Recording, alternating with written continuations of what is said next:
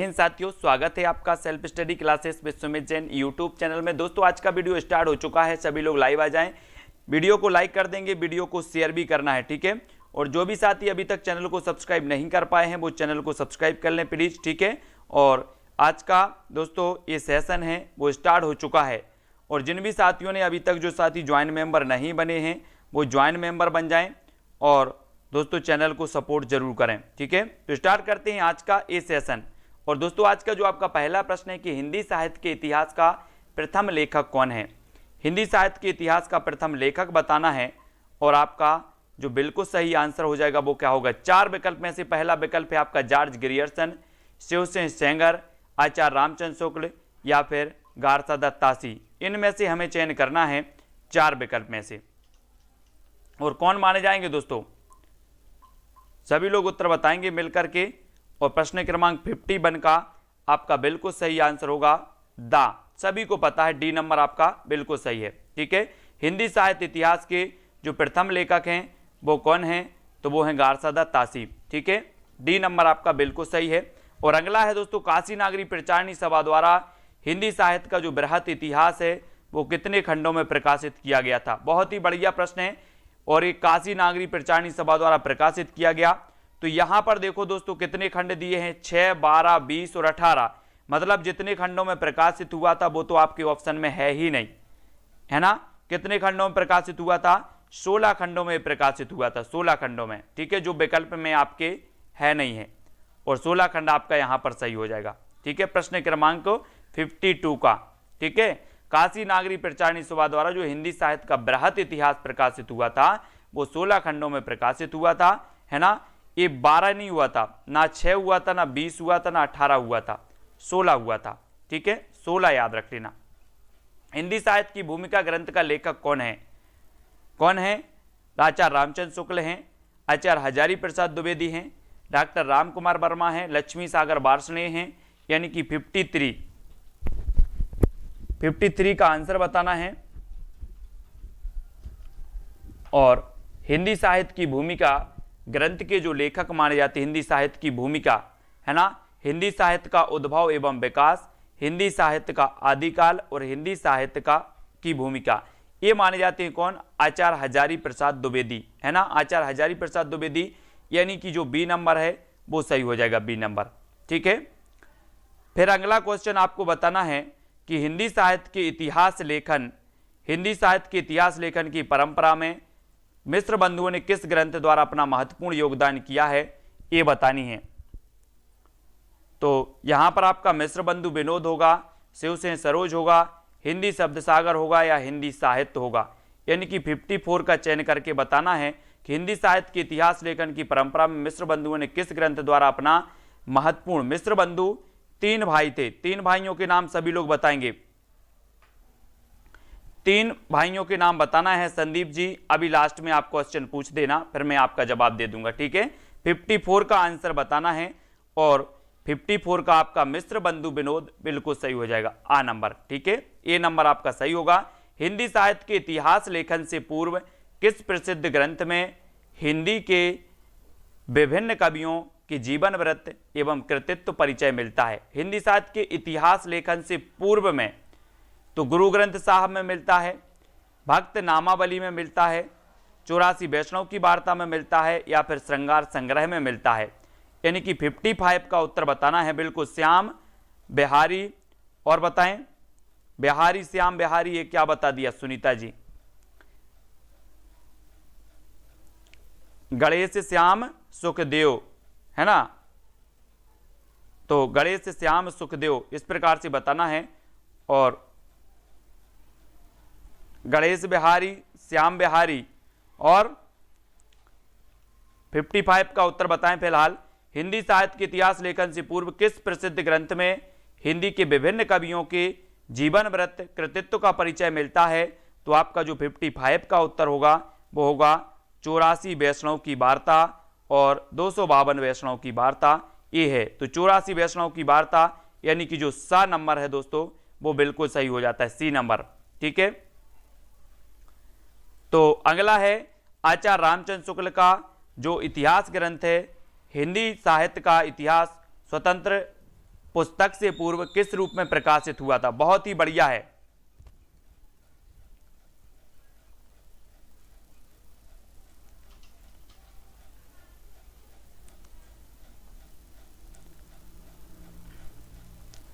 बहुत बढ़िया। 56 का आंसर बताना था, और 56 का आपका दोस्तों आपको पता होगा कि जो 1929 में प्रकाशित हुआ था आचार्य रामचंद्र शुक्ल जी का 1929 में, है ना, ये दोस्तों हिंदी शब्द सागर की भूमिका के रूप में ये प्रकाशित हुआ था। ये क्वेश्चन मोस्ट इंपॉर्टेंट है 56 का, ठीक है, हिंदी शब्द सागर की भूमिका में, यानी कि आपका जो ए नंबर है वो बिल्कुल सही होगा, ठीक है, बिल्कुल सभी को पता है। और the modern vernacular literature of Hindustan का लेखक कौन माना जाता है? जॉर्ज ग्रियर्सन, है ना, गार्सा द तासी, रेने वेलक या फिर गिलक्राइस्ट। और the modern vernacular literature of Hindustan दोस्तों एशियाटिक सोसाइटी ऑफ बंगाल के तत्वाधान में प्रकाशित हुआ था, है ना, और इसके जो लेखक माने जाते हैं सभी को पता है, कौन माने जाते हैं? जॉर्ज ग्रियर्सन साहब, है ना। और जॉर्ज ग्रियर्सन साहब ने क्या कहा? हिंदी साहित्य के भक्ति काल को सर्वप्रथम इन्होंने स्वर्ण युग कहा दोस्तों, जॉर्ज ग्रियर्सन ने, ठीक है, ये भी आपको पता है ना। और आदिकाल को इन्होंने चारण काल भी कहा है, आदिकाल को, है ना। रामकुमार वर्मा ने भी चारण काल दिया है, और दोस्तों इन्होंने भी स्वर्ण काल, भक्ति काल को सबसे पहले स्वर्ण काल कहा था जॉर्ज ग्रियर्सन साहब ने, ठीक है। हिंदी साहित्य इतिहास की परंपरा में सर्वोच्च स्थान किस लेखक को मिला? रामकुमार वर्मा को, शिवसेन सेंगर को, रामचंद्र शुक्ल को या फिर धीरेन्द्र वर्मा को? किसको मिला है 58 का आंसर? हिंदी साहित्य इतिहास की परंपरा में सर्वोच्च स्थान किस लेखक को मिला? और आपको पता है कि 58 का मिला है किसे? शुक्ल जी को, रामचंद्र शुक्ल जी को, ठीक है, यानी सी नंबर आपका सही है।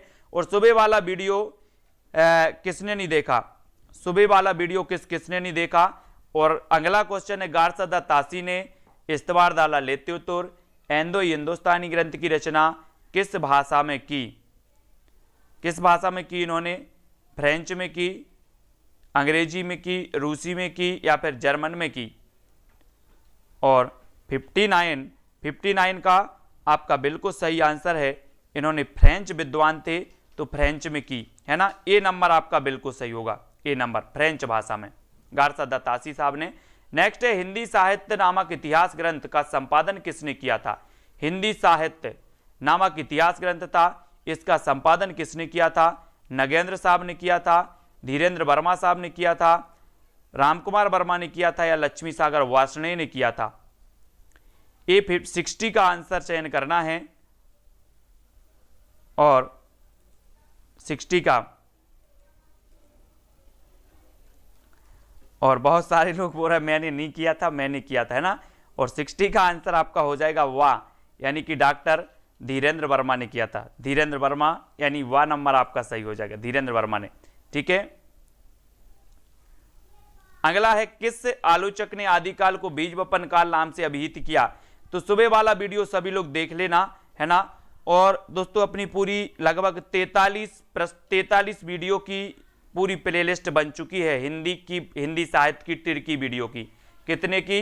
43 की आपकी प्लेलिस्ट बन चुकी है। 100 वीडियो का मेरा लक्ष्य है, 100 वीडियो आपके हिंदी साहित्य की ट्रिकी वीडियो आपको प्रेषित किए जाएंगे, ठीक है। 43 हो चुके हैं और 100 वीडियो के लक्ष्य की ओर अपन बढ़ रहे हैं धीरे धीरे। और किस आलोचक ने आदिकाल को बीज वपन काल नाम से अभिहित किया? तो सभी को पता है दोस्तों कि जो महावीर प्रसाद द्विवेदी हैं, इन्होंने इसे बीज वपन काल कहा, क्योंकि महावीर भगवान ने अहिंसा के बीज बोए तो बीज वपन काल, है ना, बी नंबर, है ना। और रामकुमार वर्मा ने क्या कहा दोस्तों? रामकुमार वर्मा ने इसके पहले के काल को क्या कहा था? संधि काल। फिर इन्होंने कहा चारण काल, है ना, तो चारण काल कहा था, ठीक है। सरहपाद को हिंदी का प्रथम कवि किसने माना दोस्तों? सरहपाद। और 62 का आंसर, सरहपाद जो थे ये सिद्ध साहित्य के प्रमुख थे, कुरैशी जी, है ना। और इन्हें जो प्रथम कवि मानने वाले थे वो कौन मानने वाले थे? राहुल सांकृत्यायन जी, राहुल सांकृत्यायन जी, यानी कि सा नंबर, ठीक है। गुलेरी साहब ने अपभ्रंश को पुरानी हिंदी कहा, है ना। तो अपभ्रंश को पुरानी हिंदी कहा किसने? गुलेरी ने। साहित्यिक अपभ्रंश को पुरानी हिंदी कहा शुक्ल जी ने, है ना। और राहुल सांकृत्यायन को सरहपा ने प्रथम कवि माना और 933 ईस्वी में दोस्तों प्रथम रचना रची गई देवसेन द्वारा श्रापकाचार, है ना, हिंदी की। बिल्कुल इजी क्वेश्चन है, मजा आ रहा होगा आप लोगों को बताने में, है ना।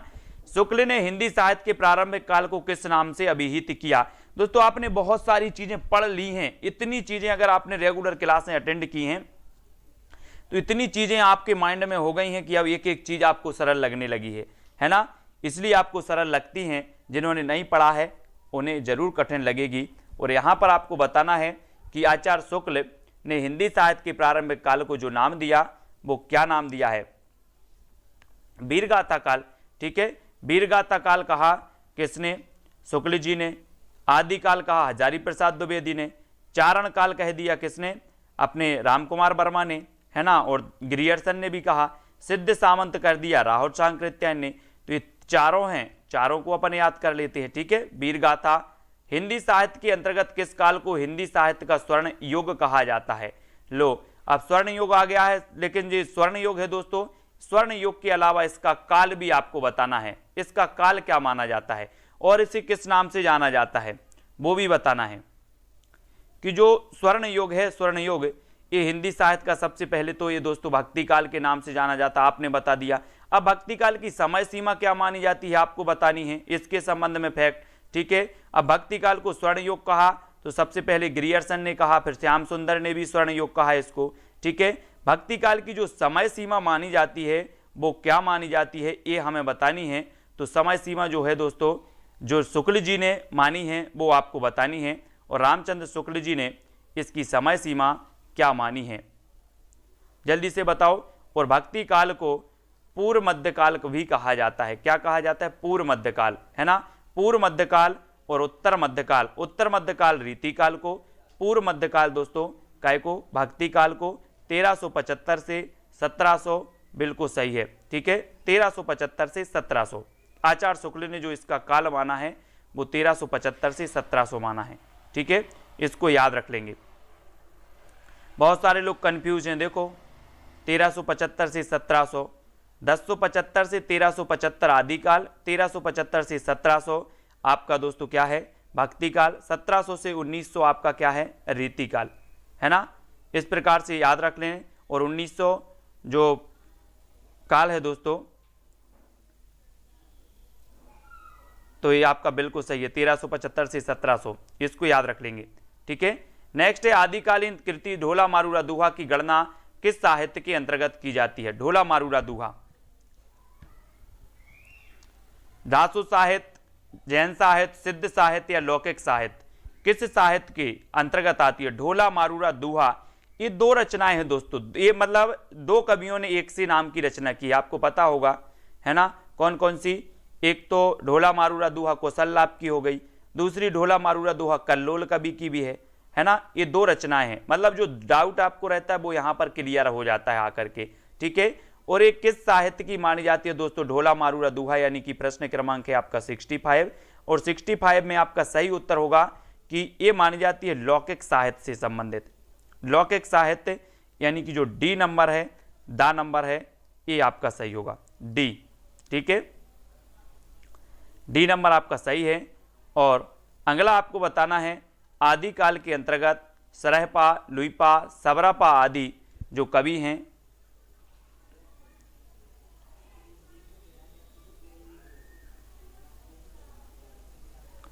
ठीक है।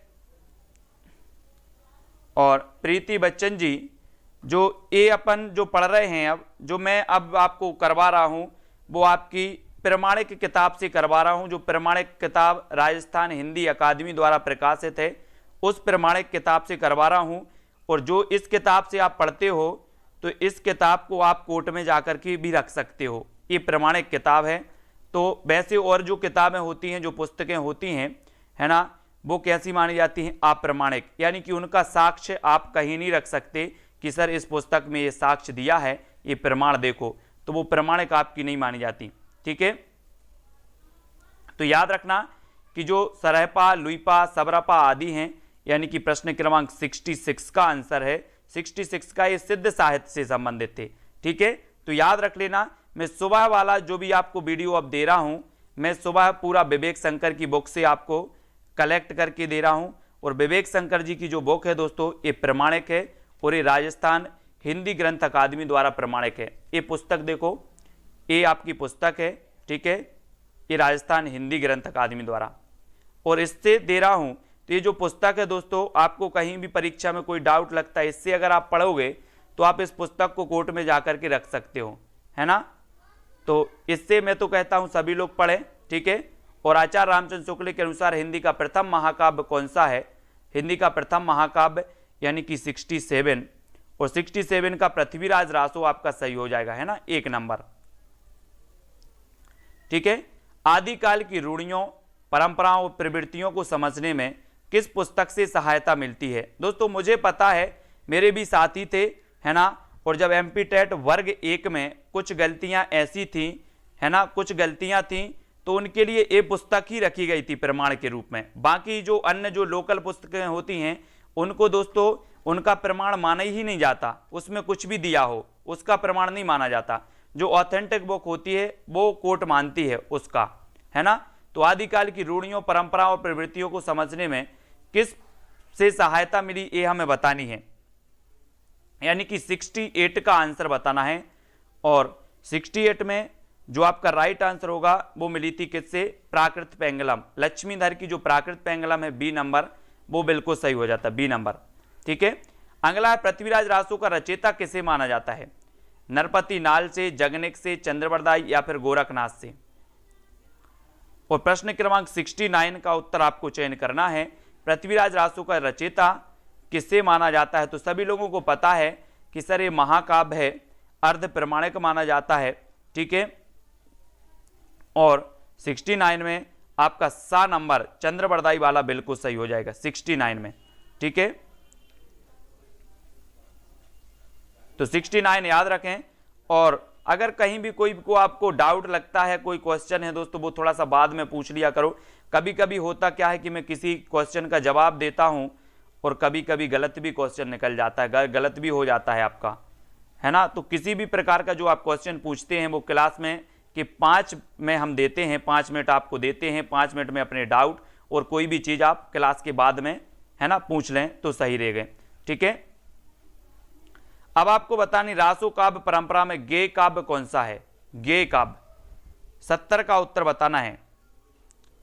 और 70 का आपका सही होगा कि जो गेय काव्य माना जाता है वो बीसल देव रासो माना जाता है, श्रृंगारिक रचना मानी जाती है, ठीक है। और अजमेर के ममता एमसी जी, एक डाउट था, मतलब कैसा, वा वाला जो था, जिसको मैं एक्सप्लेन ही कर रहा था जब तक लाइन अपनी चली गई थी। ममता जी, जो वा ओजन वाला हो जाता है ये दंतोष्ट माना जाता है, इसको आप क्लियर कर लेना, ठीक है। जो अपनी इसके पूर्व कक्षा हुई थी उसमें एक क्वेश्चन था जो गड़बड़ हो गया था, उसके बाद लाइन कट गई और इसको मैं एक्सप्लेन भी करने वाला था, ठीक है। तो ये वा वाला ममता जी स्पेशल आप सुधार लेना, दंतोष्ट, ठीक है। और रासो परंपरा जो बीसल देव रासो अजमेर के शासक से संबंधित है ना। और दोस्तों इसके जो रचयिता हैं वो कौन है? नरपति नाल। कौन माने जाते हैं? नरपति नाल माने जाते हैं, इसको भी याद रखना है, ठीक है। ये परमाल रासो ये आलाखंड है जगनक की। वर्ण रत्नाकर ये किसकी है? ज्योतिरीश्वर ठाकुर की। और राउल बेल की रचयिता कौन है? जल्दी से बताना है आपको ही, राउल बेल। राउल बेल दोस्तों जिसे चंपू काव्य कहा जाता है, और राउल बेल की जो रचयिता माने जाते हैं वो सभी लोग बताएंगे। और 71 का उत्तर हमें बताना है कि दामोदर शर्मा द्वारा लिखित उक्ति व्यक्ति प्रकरण किस प्रकार का ग्रंथ माना जाता है? इतिहास ग्रंथ है, भाषा सर्वेक्षण ग्रंथ है, व्याकरण ग्रंथ है या फिर काव्य ग्रंथ है? दामोदर शर्मा दोस्तों उक्ति व्यक्ति प्रकरण, है ना, दम है तो इस उक्ति का व्याख्या करो, इस उक्ति की व्याख्या करो। क्या है? दम। तो उक्ति व्यक्ति, है ना, उक्ति भी बहुत दमदार होती है और व्यक्ति भी बहुत दमदार होते हैं, ऐसे याद कर लो। कैसे याद करोगे? बोले सर उक्ति भी दमदार है, व्यक्ति भी दमदार है, तो इसके उत्तर भी हो जाएंगे दामोदर कवि। और ये किस प्रकार का माना जाता है 71 का? तो वो व्याकरण ग्रंथ माना जाता है, व्याकरण ग्रंथ, ठीक है। और व्याकरण जो 4 होते हैं दोस्तों, व्याकरण को जानने वाले उन्हें वैयाकरण कहते हैं। क्या कहते हैं? वैयाकरण, है ना। एक बार मेरा क्वेश्चन गलत हुआ था, मैंने लिख दिया था क्या? व्याकरणाचार, और इसे कहा जाता था वैयाकरण। ठीक है, वैयाकरण, इसको भी आपको याद रखना है। आदिकाल में खड़ी बोली को काव्य की भाषा बनाने वाला पहला कवि कौन है? पहला कवि। लेकिन एक चीज तो है दोस्तों, जो क्वेश्चन आपके गलत होते हैं और उनको आपको पता लगता है, सही पता लगता है, तो वो क्वेश्चन आप कभी भूल नहीं पाते, है ना।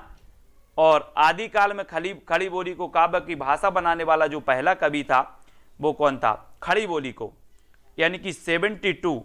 और 72 में आपका जो उत्तर हो जाएगा, अपन बोलते ना कि खड़ी बोली का प्रथम कवि अमीर खुसरो।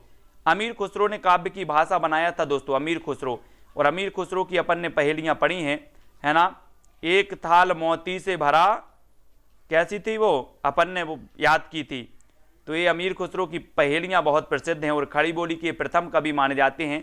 इन्होंने काव्य में खड़ी बोली को दोस्तों रचना की है। और आदिकालीन शिलांकित कृति का नाम क्या है, जिससे जो गद्य पद्य मिश्रित है, गद्य पद्य जो मिश्रित होती है उसे चंपू काव्य कहा जाता है। ठीक है, अब चंपू काव्य ये प्राचीनतम रचना है, ये किसकी है? राउलवेल। तो हिंदी कृति माना, जिसे गद्य पद्य चंपू प्राचीनतम हिंदी कृति माना गया है, तो वो कौन सी है? मैं उत्तर ही आपको बता रहा हूं कि राउलवेल। अब राउलवेल की रचनाकार आपने नहीं बताया अभी तक, राउलवेल के रचनाकार कौन है?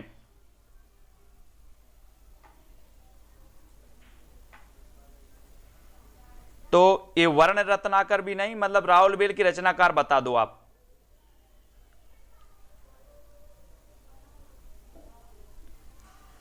राउलवेल की रचनाकार सभी लोगों को बताना है कौन है। अमीर खुसरो किस तरह की रचनाओं के लिए प्रसिद्ध रहे हैं दोस्तों? अमीर खुसरो पहेलियां, मुकरियों के लिए, गजल के लिए, गीत के लिए, दोहे के लिए। हाँ, बहुत बढ़िया ममता जी। ये राउलवेल जो है रोड़ा कवि की है। किसकी है? रोड़ा कवि। हितेश जी, स्वीटी जी, है ना। ये किसकी मानी जाती है? रोड़ा कवि की मानी जाती है। और रोड़ा, है ना, जो राउल बेल चलती ना, आपने देखी होगी पेड़ पर ऐसी बेल चढ़ती है, और अगर आपको पेड़ पर चढ़ना हो तो ये बेल क्या होती है? रोड़ा बनती है। रोड़ा, बेल रोड़ा बनती है। ठीक है, हाँ। तो यहां पर अमीर खुसरो किस तरह की रचनाओं के लिए प्रसिद्ध हैं दोस्तों? अमीर खुसरो पहेलियों के लिए, गजल, गीत या दोहे। तो ये जो अमीर खुसरो हैं खड़ी बोली के प्रथम कवि भी माने जाते हैं, है ना। इन्होंने खड़ी बोली को रचना का सबसे पहले आधार बनाया, इन्होंने रचना की। इनकी क्या है? पहेलियां और मुकरियां हैं। ठीक है, ये नंबर आपका बिल्कुल सही हो जाएगा। नेक्स्ट है, आदिकालीन साहित्य में वीर रस की रचनाओं में किस शैली का प्रयोग किया गया है? यानी कि 75 का उत्तर बताना है। और दोस्तों अपनी जो सुबह वाली जो अपन ने करवाई है, मैं एक बार शाम की क्लास में भी आपका रिवीजन करवाऊंगा। एक भी क्वेश्चन किसी का गलत नहीं होना चाहिए। मैंने बहुत अच्छे से आपको ट्रिक से पढ़ाया है। स्टार्ट करूंगा अभी, इसके बाद स्टार्ट कर दूंगा। आदिकालीन साहित्य में वीर रस की रचनाओं में किस शैली का प्रयोग किया गया? आदिकाल में पिंगल शैली का, डिंगल का, दोहा चौपाई या फिर कवित्त। वीर रस की रचनाओं में बताना है 75। और 75 में आपको पता होगा दोस्तों कि इसमें डिंगल और पिंगल दो शैलियां चलती थी आदिकाल में, है ना। दो शैलियां चलती थी। और बोले सर वीर रस की रचनाओं में जो शैली अपनाई गई थी वो अपनाई गई थी कौन सी? डिंगल, है ना। वीर रस में डिंगल, और ये डिंगल जो है बी नंबर आपका बिल्कुल सही हो जाता है, 75 कड्डी। ठीक है, फिर आपको बताना आदिकाल के किस पंथ से भक्ति काल के संत मत का विकास हुआ है? बहुत ही बढ़िया रचना है।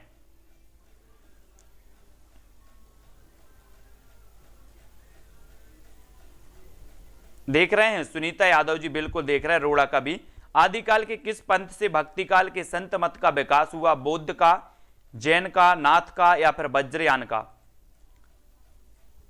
किस पंथ से हुआ दोस्तों?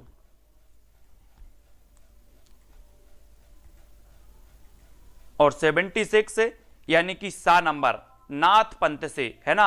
आप हम लोग पढ़ते ना कि भक्ति काल में जो प्रभाव माना जाता है वो कौन से पंथ का माना जाता है? वो माना जाता है नाथ पंथ का, है ना।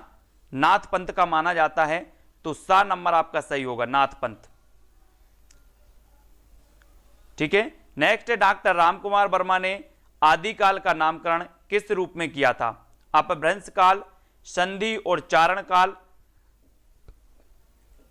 इन्होंने 750 से 1000 का जो काल माना है, किसने? रामकुमार वर्मा ने। वो संधि काल माना है दोस्तों। ठीक है। फिर 1000 के बाद का जो काल माना वो चारण काल माना है, ठीक है।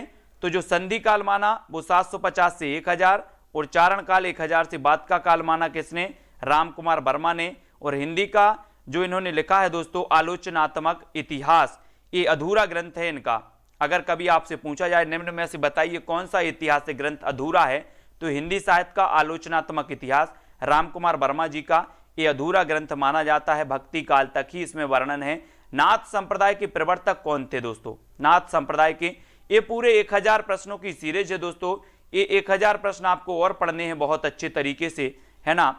और 78 में आपका फिर से आंसर होगा गोरखनाथ। नाथ संप्रदाय के यहां पर देखो, यहां पर क्या आ रहा है? मच्छेंद्र नाथ नहीं आ रहा है। ये भी आप क्लियर कर लो कि नाथ संप्रदाय के जो प्रवर्तक हैं वो कौन से हैं? मच्छेंद्र नाथ, ठीक है। मच्छेंद्र नाथ प्रवर्तक माने जाते हैं। अगर मच्छेंद्र नाथ ऑप्शन में नहीं है तो गोरखनाथ आपको टिक करना है, ठीक है। ये याद रख लेना, ये नंबर आपका यहां पर बिल्कुल सही होगा, गोरखनाथ, ठीक है। ये सभी लोग क्लियर करेंगे। मच्छेंद्र नाथ, जिन्हें मतेंद्र नाथ भी कहा जाता है, ये माने जाते हैं और ये ऑप्शन में नहीं है तो गोरखनाथ आप लगा देना। कीर्तिलता और कीर्तिपता का किस कवि की रचना है? क्योंकि गोरखनाथ ही प्रमुख माने जाते हैं दोस्तों। जब इनके गुरु मच्छेंद्र नाथ थे, मच्छेंद्र नाथ भी अपनी योग साधना से डगमगा गए थे, है ना।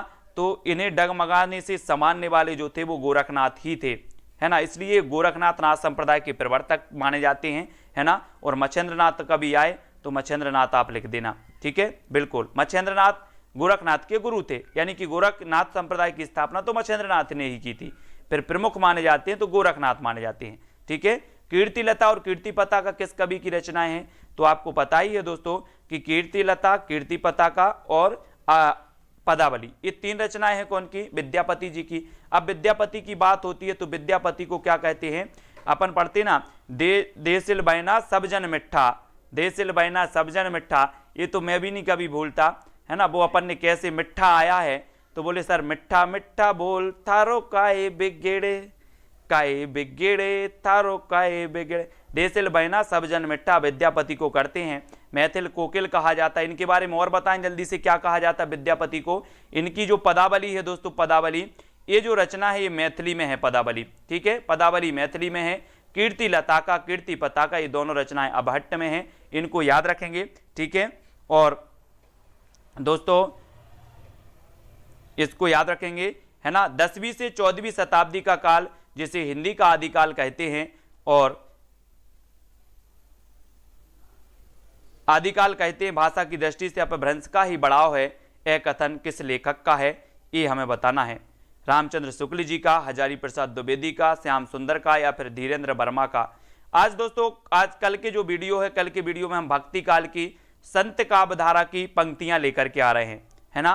पंक्तियां पढ़ेंगे अपन। सुबह वाला वीडियो बहुत सारे लोग नहीं देख रहे हैं, सुबह 9:30 बजे वाला, वो भी देखें। वो ही वीडियो है दोस्तों मलाई वाला, उसमें ही आपको मजा आएगा, सारी चीजें वहीं आपको अच्छी मिलेंगी, है ना। और 10वीं से 14वीं शताब्दी का जो काल है जिसे हिंदी का आदिकाल कहते हैं, भाषा की दृष्टि से अपभ्रंश का ही बढ़ाव है।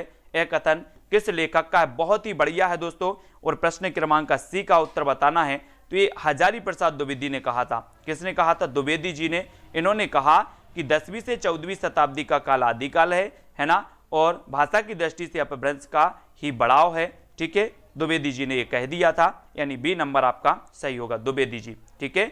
आदिकाल को चारण काल की संज्ञा देने वाले जो विद्वान थे वो कौन थे? चारण काल। और चारण काल अपन ने पढ़ा है दोस्तों, वो किसने दिया है चारण काल आदिकाल को? जॉर्ज ग्रियर्सन साहब ने दिया, जॉर्ज ग्रियर्सन साहब ने भी दिया था अपन ने, ठीक है। और जो राम कुमार वर्मा साहब हैं इन्होंने भी कहा है इसे। तो यहां पर दोस्तों आपके राम कुमार वर्मा नहीं दिए हैं तो आप उत्तर क्या लगाओगे? 81 का। अगर राम कुमार वर्मा ऑप्शन में नहीं दिया है तो आप जॉर्ज ग्रियर्सन ठोक देना, लगा देना, बी नंबर, ठीक है, ग्रियर्सन साहब। तो बी नंबर आपका बिल्कुल सही होगा। और ग्रियर्सन साहब ने चारण काल की संज्ञा देने वाले हैं और राम कुमार वर्मा ऑप्शन में नहीं था सर, तो मैंने ग्रियर्सन लगा दिया। बिल्कुल अच्छा किया। सिद्ध साहित्य के अंतर्गत सिद्धों की संख्या कितनी मानी गई है? यानी कि 82 का आंसर हमें बताना है। संदीप कुमार जी, सिद्ध साहित्य के अंतर्गत सिद्धों की जो संख्या है वो कितनी है? नाथों की संख्या कितनी है? दोस्तों एक चीज और, इनकी भाषा को जो कहा जाता है वो या तो संधा भाषा या संध्या भाषा, संध्या या संधा भाषा कहा जाता है इनकी सिद्धों की भाषा को, ये भी याद रख लेना। सरहपा प्रमुख हुए हैं यहाँ पर, है ना। और सिद्ध साहित्य दोस्तों इसकी इनकी जो मानी जाती है 84 और 9 मानी जाती है किनकी, 9 मानी जाती है नाथों की, तो ये याद रख लेना। जैन साहित्य की रास परंपरा के प्रथम ग्रंथ भरतेश्वर बाहुबली रास का रचनाकार कौन है, रचनाकार बताना है। और ये 4 विकल्प हैं दोस्तों। मैं जब तक आपको बता दूं कि जो भरतेश्वर बाहुबली रास है दोस्तों, ये गणपति चंद्रगुप्त ने इस रचना को क्या माना है, हिंदी की प्रथम रचना माना है, ठीक है। शालिभद्र सूरी साहब की ये रचना है भरतेश्वर बाहुबली रास, और ये यहाँ पर याद रख लेना भरतेश्वर बाहुबली रास। और दोस्तों एक अपने पंक्ति पढ़ी थी सुबह में, और रावण आया था, रावण, उसमें रावण शब्द एक आ गया था, तो रावण को हमने सूरी बोले, रावण सूरवीर था तो सूरी से याद किया था। रावण आया बोले पंक्ति में सर, तो सूरी यानी कि शालिभद्र सूरी हो जाएंगे, है ना। वो पंक्ति भी मैं आपको याद करवा रहा हूं, और ये शालिभद्र सूरी आपका बिल्कुल सही होगा। भरतेश्वर बाहुबली, ये नंबर आपका बिल्कुल सही हो जाएगा। श्रापकाचार का रचना काल 933 माना जाता है, देवसेन की रचना है श्रापकाचार, है ना। इसको भी अपन याद कर लेंगे, इसको भी रट लेंगे। शिवसेन सेंगर ने किस कवि को हिंदी का प्रथम कवि माना है, शिवसेन सेंगर ने, बहुत ही बढ़िया है दोस्तों। और ये शिवसेन सेंगर हैं, है ना, इनकी जो रचना है वो कौन सी है, जल्दी से बताओ। शिवसेन सेंगर की प्रथम जो रचना मानी जाती है हिंदी साहित्य का, हिंदी में सर्वप्रथम जो हिंदी साहित्य का इतिहास लिखा वो शिवसेन सेंगर साहब ने ही लिखा है। हिंदी में हिंदी साहित्य का प्रथम इतिहास किसने लिखा, आपसे एक क्वेश्चन पूछा जाता है, हिंदी में हिंदी साहित्य का इतिहास सर्वप्रथम किसने लिखा, तो आप कंफ्यूज हो जाते हो और गारसा दा तासी लगा के आ जाते हो। दोस्तों आपको पता है कि गारसा दा तासी फ्रेंच विद्वान ने लिखा, है ना, वो फ्रेंच भाषा में ही लिखा गया, लेकिन हिंदी में हिंदी साहित्य का इतिहास ये शिवसेन सेंगर ने शिवसेन सरोज को ही लिखा है, ठीक है। शिवसेन सरोज ये प्रथम रचना है हिंदी में हिंदी साहित्य का, ठीक है। और इन्होंने पुष्य या पिंड को क्या मान लिया दोस्तों, इन्होंने मान लिया हिंदी का प्रथम कवि पुष्य को या फिर पुंड को, ठीक है। इसको भी याद रखेंगे। फिर आपसे पूछा जाता है जय मयंक जस चंद्रिका ये किस कवि की रचना है दोस्तों, जयचंद प्रकाश और जय मयंक जस चंद्रिका, ये आपको बतानी है। और ये इसके जो कवि माने जाते हैं वो कवि माने जाते हैं, एक जयचंद प्रकाश है और एक जय मयंक जस चंद्रिका है, ठीक है।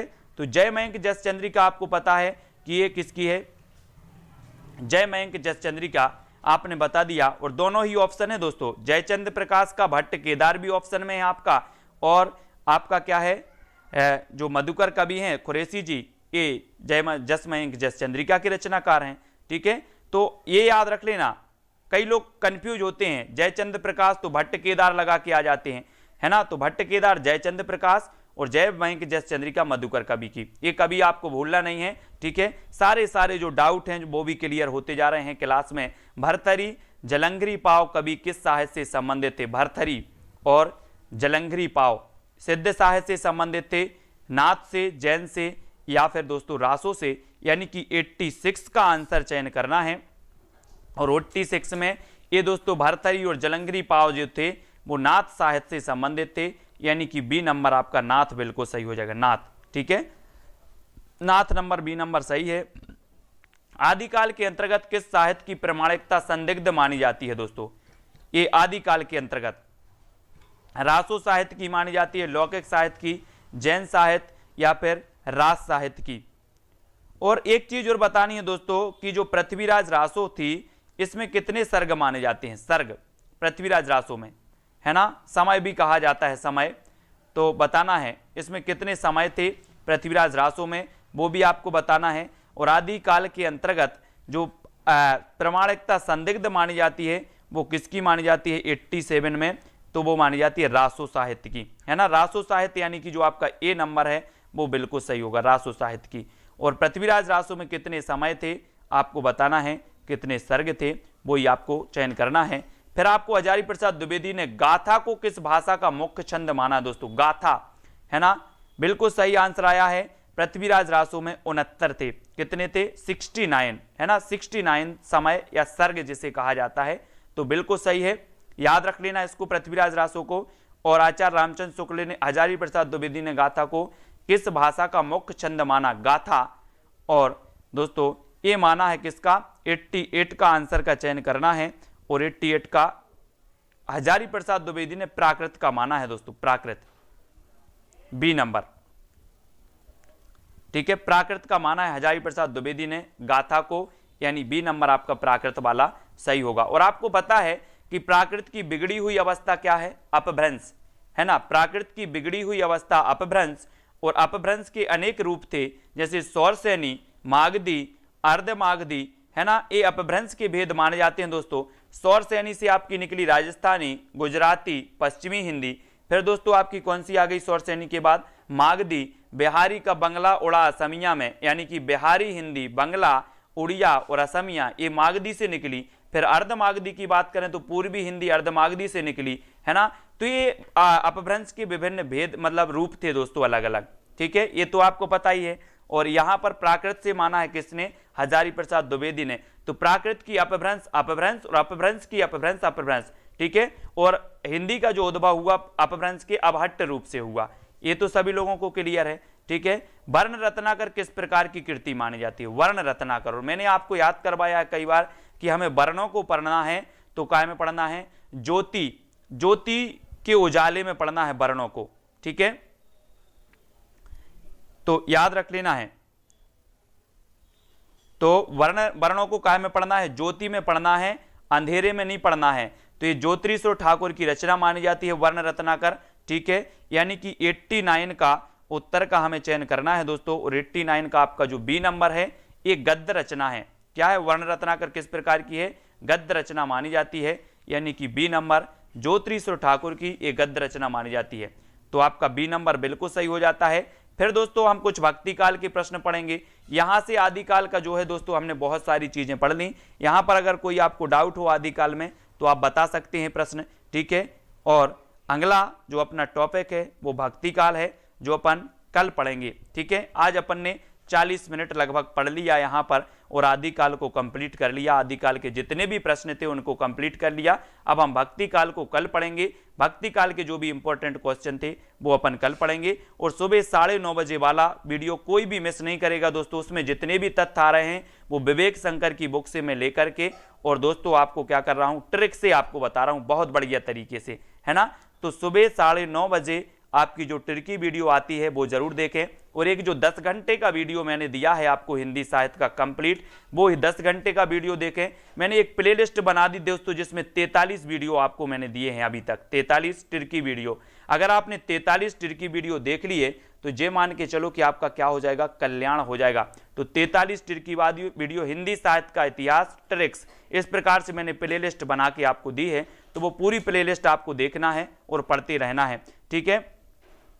संदीप जी का MA हिंदी में है, 250 नंबर है। क्या मुझे BHU कैंपस में एडमिशन मिल जाएगा, मेरा कैटेगरी OPS प्लस। तो ये देखो, इसको मुझे कुछ समझ में नहीं आ रहा संदीप जी, इसके बारे में व्हाट्सएप पर आप बता देना। और देखें किसी को समझ में आया क्या संदीप जी क्या बोल रहे हैं। नगीना जी, सहसरा जी, फतेह सिंह जी, यस जी, संदीप जी की भाषा को समझो क्या बोल रहे हैं। ममता जी और प्रदीप जी, सुनील शर्मा जी, ठीक है, शिव जी, नगीना, रेनू जी। तो थोड़ा सा आप संदीप जी उन्होंने कमेंट में लिखा है, इनकी अगर किसी को भाषा समझ में आ रही हो, क्या बोलना चाह रहे हैं, किसके बारे में बात कर रहे हैं, तो वो आप लोग बता सकते हैं उसको कमेंट में लेके। लेकिन अगर ठीक है, हितेश द्विवेदी जी,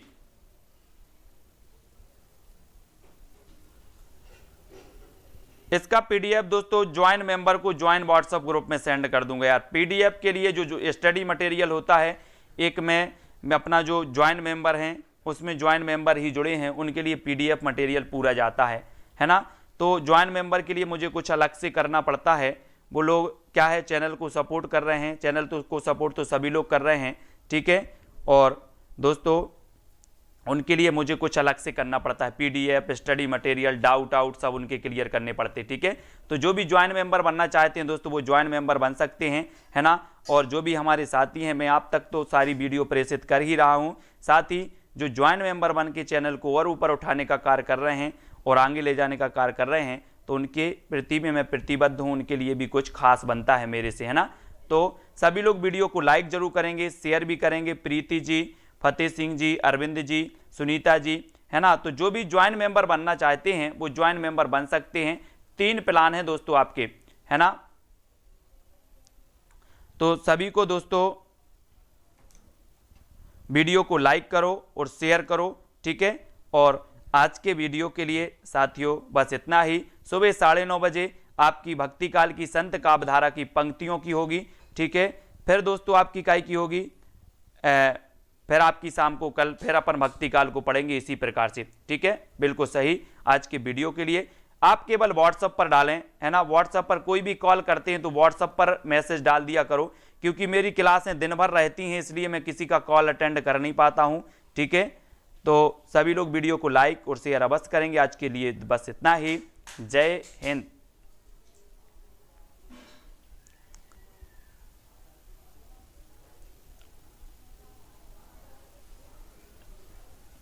ठीक है।